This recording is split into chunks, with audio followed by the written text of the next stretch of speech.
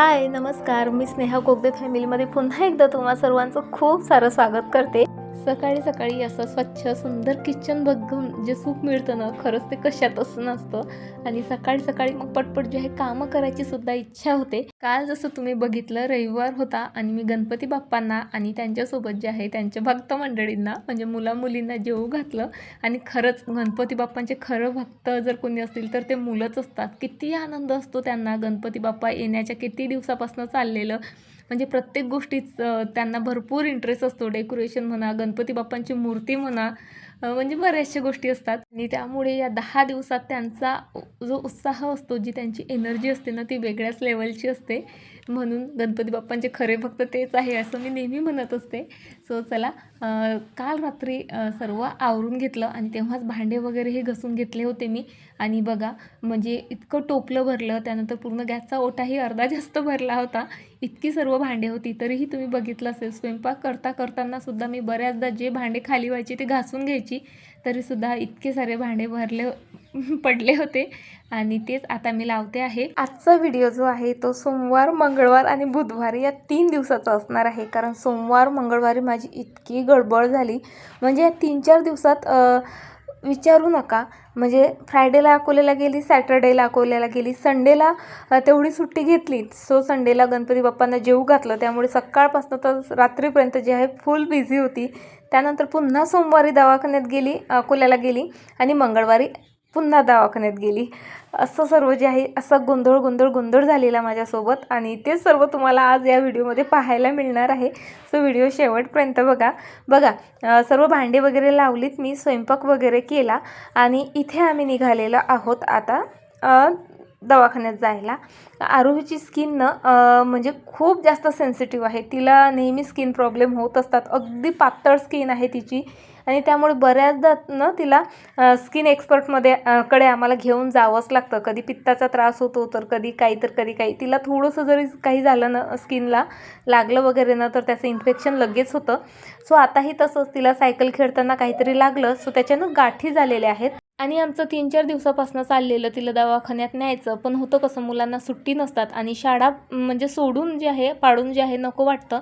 आज महालक्ष्मी जेवणाच्या सुट्ट्या होत्या, सो आम्ही दवाखान्यात गेलो, पण तिथे जाऊन माहीत पडलं त्या सरांकडे सुद्धा महालक्ष्मी आहेत आणि त्यांनी पण सुट्टी घेतलेली आहे। सो दवाखाना तर काही झाला नाही। मग काही फ्रूट्स घेतले आणि एका शॉपमध्ये ना सेल असं दिसलं फक्त लिहिलेलं, आणि सहज म्हणून आत गेलो तर आरोहीने सुद्धा एक टी शर्ट घेतला आणि पिहूने सुद्धा एक टी शर्ट घेतलं। पण खरंच रिजनेबल मिळालेत आणि खूप छान क्वालिटी मिळाली महत्त्वाचं म्हणजे। त्यानंतर एका स्पोर्ट्सच्या दुकानात आम्ही आलेलो होतो। हे बॅट तुम्हाला दिसते खरी, पण काही घेतली नाही आम्ही, फक्त कॅरमच्या काही ज्या गोट्या वगैरे असतात त्या घेतल्यात आणि घरी आलो। खूप घाईघाईत आलो, म्हणजे तरी 2 वाजलेत बरं का। आणि घाईघाईत यायचं कारण हेच होतं की माझ्या मैत्रिणीकडे महालक्ष्मी जेवणासाठी आम्हालाही आमंत्रित होतं। आणि एक गोष्ट सांगू का, तुम्हाला विश्वास बसणार नाही, पण या 13 वर्षात लग्न झालेलं तेव्हापासून मी एकदाही कुणाकडेही महालक्ष्मीच्या दर्शनाला किंवा जेवणाला कशालाच गेलेली नाही। नागपूरला होतो तेव्हा तिथे पण म्हणजे पिहू वगैरे छोटा होता, त्या गोष्टींमध्ये मी घराघरात राहायची आणि तेव्हा जास्त ओळखी झाल्याने कोणी बोलवलं नाही। इथे आलो पारसला, तिथेही तसंच। आणि मी आरोहीचे पप्पा म्हणतच होती की यावर्षी आपल्याला कोणी बोलवलं नाही ना, तर आपण माझ्या मामीच्या आईकडे तरी जाऊ। आणि आमची अशी चर्चा चाललेलीच होती, तर लगेच मोबाईलवर जो आहे मेसेज आला आणि म्हणजे माझ्या मैत्रिणीचाच होता आणि ती पण म्हणजे याच वर्षी इथे आलेली आहे पारसला। आणि तिच्या निमित्ताने का असेना यावर्षी मला महालक्ष्मीचं दर्शन करायला मिळालं आणि खरंच मनात इच्छा होती ना, त्यामुळे कसंही करून देवीने मला तिच्यापर्यंत जे आहे बोलवलंच आणि खरंच खूप मस्त दर्शन झालं आणि प्रसादही मिळाला। आणि त्यानंतर माहिती आहे का, सकाळीच अकोल्याला गेलो होतो आम्ही 8 वाजता, 2 यायला वाजले। नंतर तिच्याकडे गेलो, दर्शन गप्पा गोष्टी बराच वेळ गेला। असा थकवा आला होता ना, डायरेक्ट झोपी गेली। झोपीतून उठल्यावरही सांगते काहीच करायची इच्छा झाली नाही माझी। त्यामुळे डायरेक्ट जे आहे आताही मंगळवारीच मी तुम्हाला भेटते आहे। आज अकोल्याला जायचं वगैरे काहीही प्लॅन नव्हता।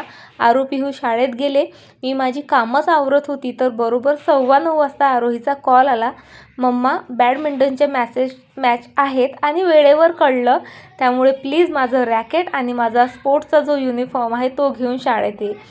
असं म्हणजे काय करू सुचत नव्हतं. बरं झालं आरोहीचे पप्पा घरीच होते. आरोहीचे पप्पा बोलले मी पोहोचून देतो आणि लगेच त्यांच्या डोक्यात आलं की चल मग आता चाललेलंच आहोत आपण आणि तसंही तिची सुट्टी होणारच आज मॅचेसमुळे, तर आपण तिला दवाखान्यातही घेऊन जाऊ. बाई गं नको नको म्हणत असताना मला जबरदस्तीने रेडी व्हावं लागलं आणि म्हणूनच बघा मंगळवारी तुमच्यापर्यंत माझा व्हिडिओही पोचलेला नाही. इथे आलेलो आहोत आम्ही अकोल्याला वसंत देसाई स्टेडियमला आणि स्टेडियमची तुम्ही अवस्था बघा काय आहे. जिल्ह्याच्याच ठिकाणचं हे स्टेडियम आहे. इथे आमची मुलं बसलेली आहेत, खाणं पिणं चाललेलं. आता मुलं आहेत, मुलं घाण करतात मान्य आहे, पण इतकं मोठं स्टेडियम आहे तर एखादा सफाई कर्मचारी इथे नको का? बरं ठीक आहे तुम्ही सफाई कर्मचारी नका ठेवू, पण एक डस्टबिन तर ठेवा. कमीत कमी मुलांना खाल्लेले रॅपर फेकायला सुद्धा तिथे डस्टबिन नव्हती आणि बसायसाठी जे काही व्यवस्था केलेली होती ते पूर्ण धूळच धूळ त्यावर आणि खूपच भयंकर अवस्था होती. पण आता मुलांना काय पर्याय नसतो आणि मुलांसोबत पॅरेंट्स लोकांनाही. इतक्या घाणेरड्या जागेवर आम्ही कमीत कमी 3-4 तास बसलेलो होतो.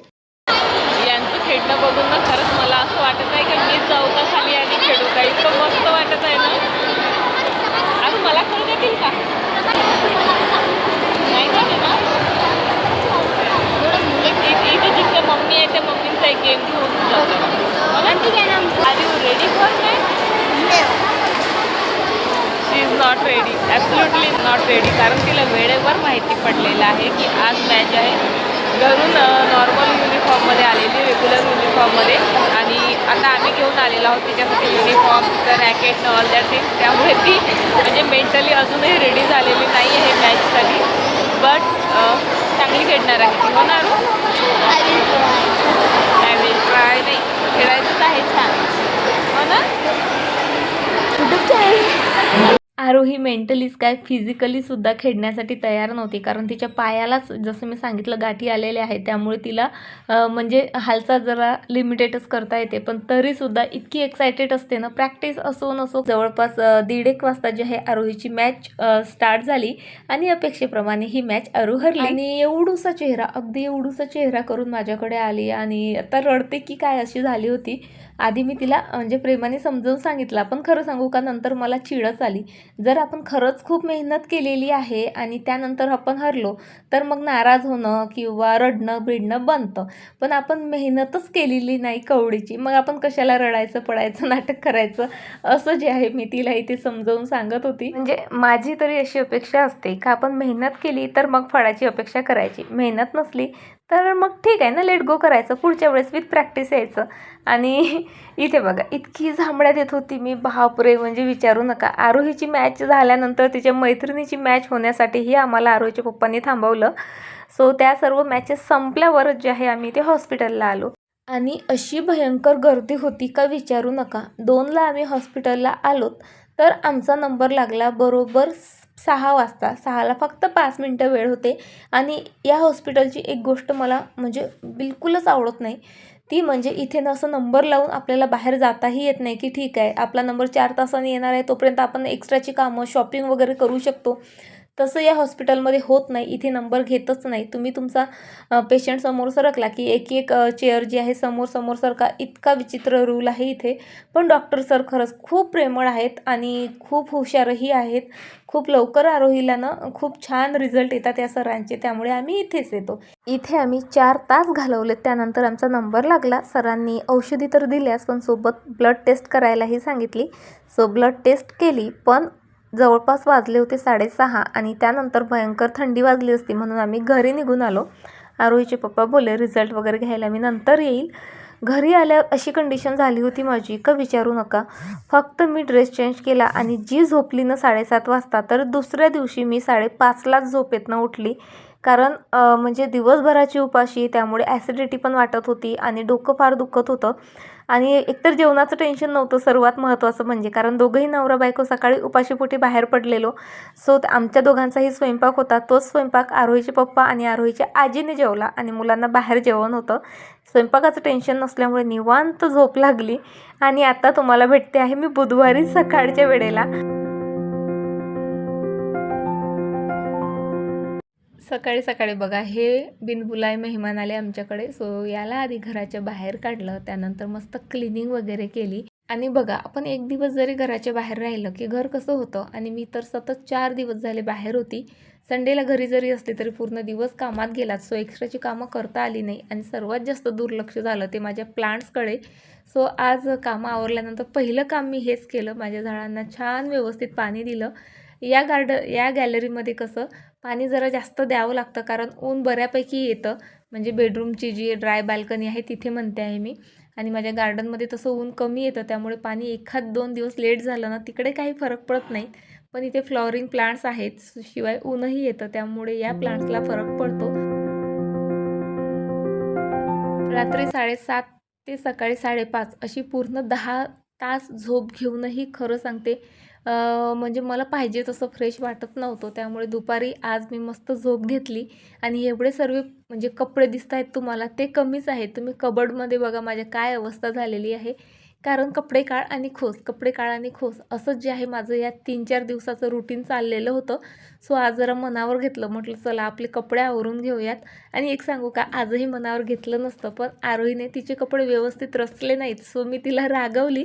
सो तिने डायरेक्टली जे आहे माझ्या कबर्डचा दरवाजा उघडला आणि मला दाखवला, मम्मा माझं तर एकच टी-शर्ट मी असं टाकलं, तुझ्या कबर्डमध्ये बघ किती पसारा आहे.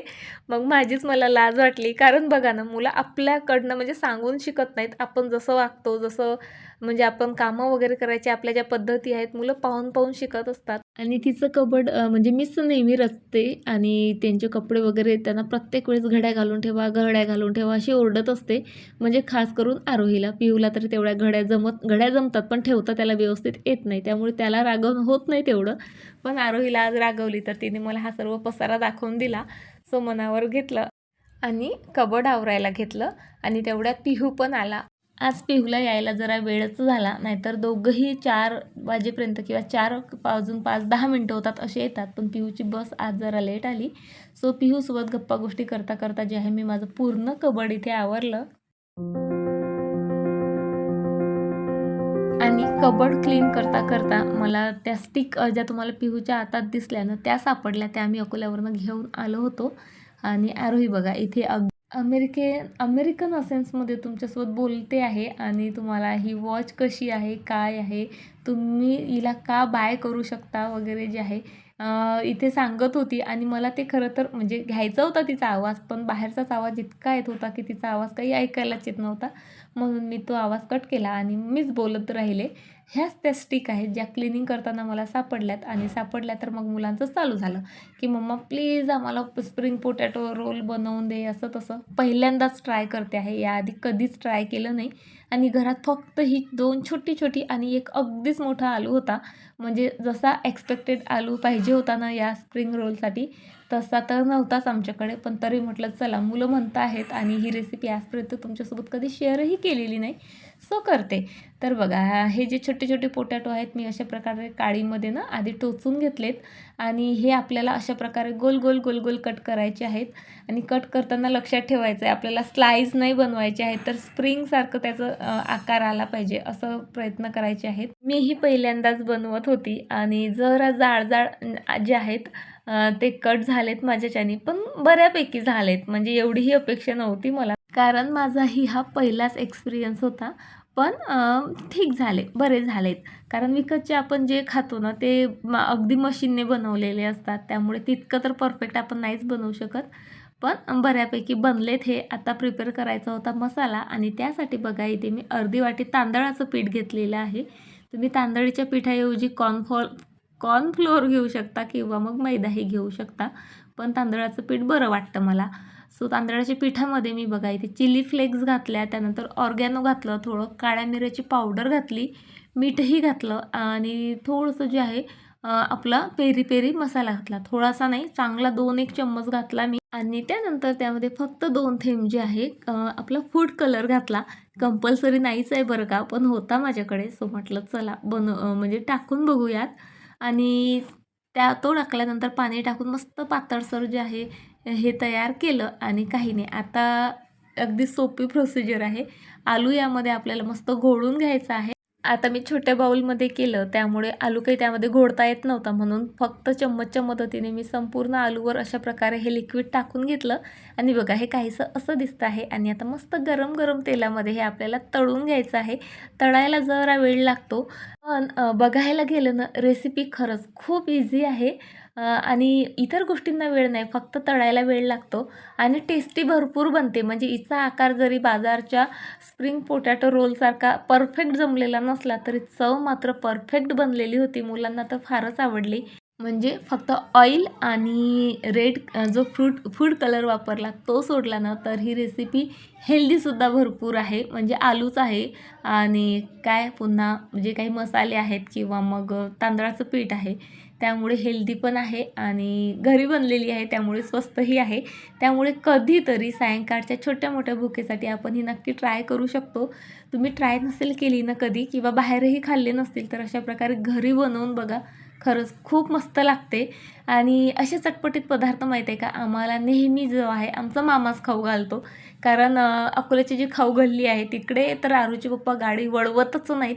त्यांचं म्हणणं असतं की काय तुम्ही काही मागता, मग मोमोज काय, पोटॅटो स्प्रिंग रोल काय, असं तसं. पण आमचा मामा तसा नाही. मामाचं म्हणणं असतं जे वाटलं ते पोटभर आणि मनभर खायचं. कारण आज आहो उद्या नाही. त्यामुळे तो प्रत्येक वेळेस आम्ही गेलो की या खाऊ गल्लीमध्ये आम्हाला घेऊन जातोच जातो. कितीही बिझी असला ना तरी सायंकाळचा वेळ तो आम्हाला देतो. आणि म्हणून जे आहे आम्ही खाता खाता आम्हाला मामाची भरपूर आठवण आली आणि मग आम्ही मामाला व्हिडिओ कॉलही केला आणि मग त्याला दाखवत दाखवत चिडवत जे आहे आम्ही आमचे पोटॅटो रोल संपवले. इतके छान बनले होते. मुलांच्या चेहऱ्यावरच्या आनंदावरून तुमच्या नक्कीच लक्षात आलं असेल. बरं चला, आता भरपूर कामं आहेत, भरपूर गोष्टी आवरायच्या आहेत, म्हणून आता व्हिडिओ इथे संपवते आणि तुम्हाला उद्या भेटते अशाच एका छान व्हिडिओसोबत. तोपर्यंत फ्रेंड्स स्वतःची काळजी घ्या. बाय, टाटा.